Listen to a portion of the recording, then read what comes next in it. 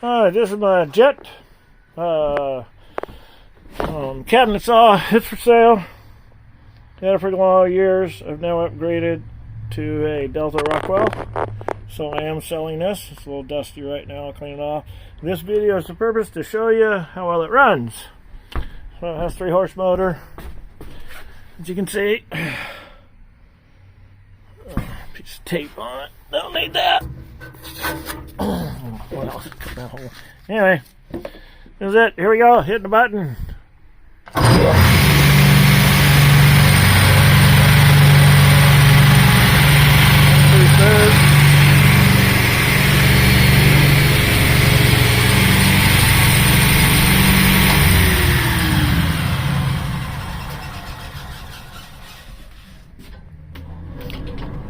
Easy up, easy down.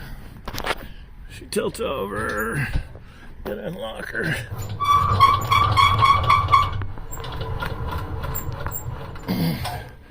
I remember I had to set up the stops. But I don't remember, you might have to adjust it to get her to. There she goes. Okay.